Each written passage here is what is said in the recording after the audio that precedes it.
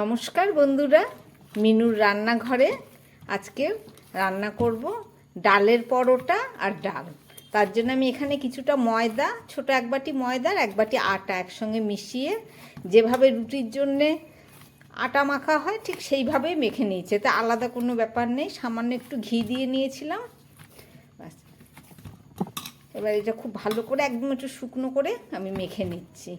মেখে নিয়ে এটাকে সাইড করে দেবো, একটু ঢাকা দিয়ে রেখে দেব। অনেকটাই মাখা হয়ে গেছে। এবার এই আটা মাখাটাকে আমি ঢাকা দিয়ে 5-7 মিনিট মতো রেখে দিচ্ছি, একটু পরে দেখাবো। আমি এক বাটি ডাল একটু ভিজিয়ে নিয়ে সিদ্ধ করে নিয়েছি হালকা নুন দিয়ে। এবার এই ডালটাকে এবার আমি ঢেলে নিচ্ছি।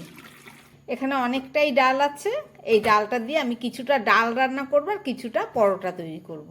তাহলে চলুন, এই দেখুন একদম গোটা আছে অথচ সিদ্ধ হয়ে গেছে একদম। চলুন এবার রেসিপিটা শুরু করি। এই সিদ্ধ ডালটা তো নিয়ে নিলাম জল ঝরিয়ে, কিন্তু এর নিচে যে জলটা আছে এটাও আমার কাজে লাগবে। রান্না করতে করতে সব দেখিয়ে দেবো। ছোলার ডালটা রান্না করব বলে আমি একটা আলু কেটে একটু কালো জিরে আর একটা কাঁচা লঙ্কা ফোড়ন দিয়ে একটু ভেজে নিলাম। এর থেকে আর বেশি ভাজবো না। চলুন এই আলু ভাজাটাকে তুলে ফেলছি। এই তেলের মধ্যে আমি একটু ঘি দিয়ে দিচ্ছি। তেল আর ঘি মেশানো মিশিয়ে দিয়ে দিলাম, আর দিয়ে দিচ্ছি দুটো শুকনো লঙ্কা, একটু তেজপাতা দিয়ে দিচ্ছি যেহেতু ছোলার ডাল, আর দিয়ে দিচ্ছি একটু কালো জিরে আর মৌরি, আর দিয়ে দিচ্ছি কিছুটা গ্রেট করা আদা, আর দিয়ে দিচ্ছি একটু কাঁচা লঙ্কা। আর এখানে কিছুটা গরম মশলা থেতো করে নিয়েছি, 4টে এলাচ আছে, দারচিনি আর লবঙ্গ। মশলাটা ভাজা হয়ে গেছে, এবার আমি ছোলার ডালটা দিয়ে দিলাম। জল ঝরানো ছোলার ডাল দিয়ে দিচ্ছি, সামান্য হলুদ, আর দিয়ে দিচ্ছি খুব কম পরিমাণ নুন, কেননা নুন দিয়েছিলাম সিদ্ধ করবার সময়। আর দিয়ে দিচ্ছি 1/2 চামচ জিরের গুঁড়ো। খুব ভালো করে এটাকে আমি একটু গোটা গোটাই থাকবে ডালটা, অথচ ভেজে কষিয়ে নেব এটাকে। একটু জলটা যাতে শুকিয়ে যায় ওর জন্য একটু ছড়িয়ে দিলাম। এবারে দিয়ে দিচ্ছি একটু চিনি। ছোলার ডাল এমনিতে একটু মিষ্টি মিষ্টি ভালো লাগে। আমার ডালটা মোটামুটি ভাজা হয়ে গেছে, এর থেকে আমি কিছুটা ডাল তুলে নেব। এই ডালটাকে দিয়ে আমি পুর বানাবো, আর বাকি যে ডালটা আছে এই ডালটার মধ্যে আমি এই ডালের জলটা দিয়ে দিচ্ছি, সিদ্ধ করে রাখার পরে যে জলটা ছিল সেটা। আর দিয়ে দিচ্ছি এখানে ভেজে রাখা আলু।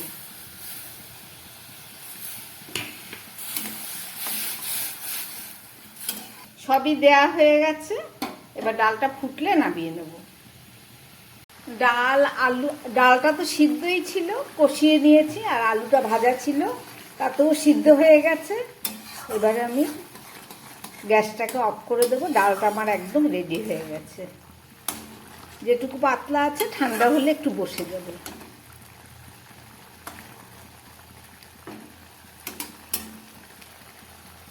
ডালটা আমার একদম রেডি, এবার নামিয়ে নিচ্ছি। আলু দিয়ে ছোলার ডাল একদম রেডি।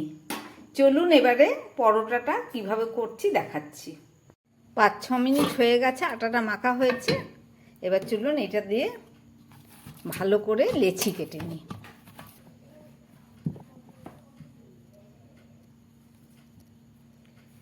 এই পরোটার মতো লেচি কেটে নিলাম আমি। সমস্ত লেচিগুলো আমার রেডি হয়ে গেল। ডালের পুরটা নিয়ে চলে এলাম, ঠান্ডা হয়ে গেছে। এবার এইগুলোকে দিয়ে পরোটা করব। এই বাটির মতো করে এর মধ্যে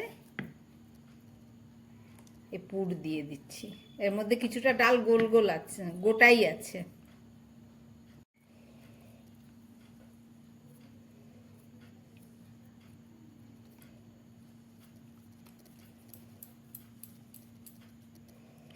এই যে পুর ভরে যেভাবে করা হয় একই।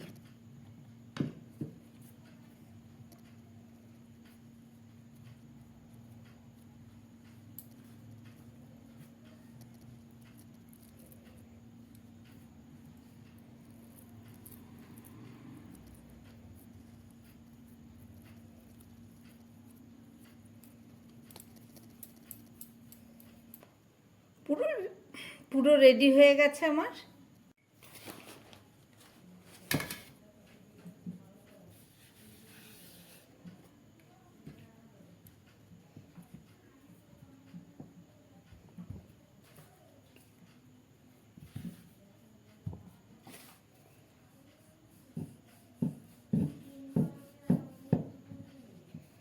খুব হালকা চাপে এগুলোকে বেলে নিতে হবে।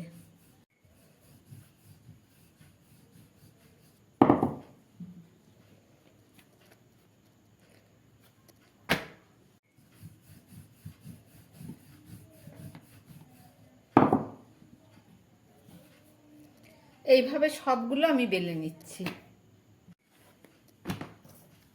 এই চারটে আগে ভেজে নিই, তারপরে বাকিগুলো বেলে ভেজে নেব। ডালের পরোটা ভাজার জন্য একটা চাটু বসিয়ে দিলাম। এবার এগুলোকে একটু শুকনো আমি ভেজে নেব।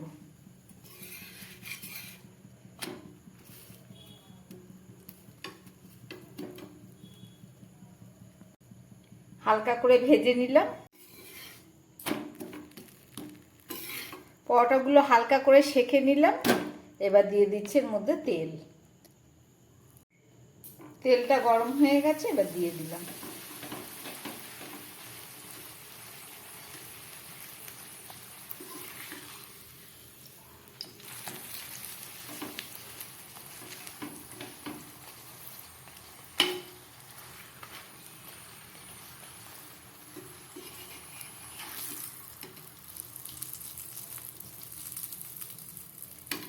এইভাবে আমি পরোটা ভেজে নিচ্ছি।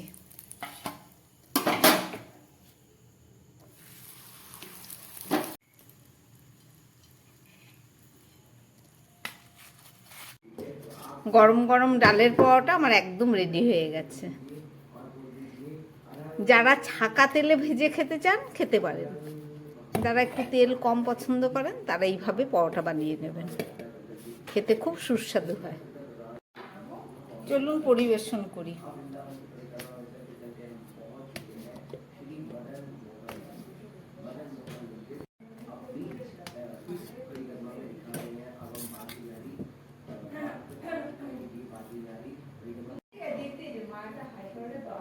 এটা সুজি। একঘেয়ামো রুটি তরকারি খেতে খেতে যখন অরুচি লাগবে, তখন এইভাবে মুখের স্বাদ বদলাবার জন্যে ডালের পরোটা বানিয়ে ফেলবেন। একদম সহজে রান্না করা যায় এবং খেতেও খুব সুস্বাদু। এটা সম্পূর্ণ একটা নিরামিষ রেসিপি। চলুন একটা ছিঁড়ে দেখিয়ে দিচ্ছি।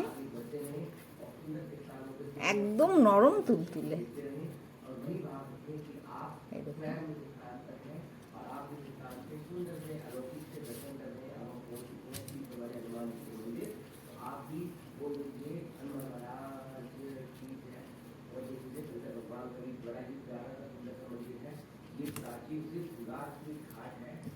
বানালাম, দেখলেন। যদি ভালো লাগে চ্যানেলটাকে লাইক করবেন, সাবস্ক্রাইব করবেন। নমস্কার, সবাই সুস্থ থাকবেন, ভালো থাকবেন।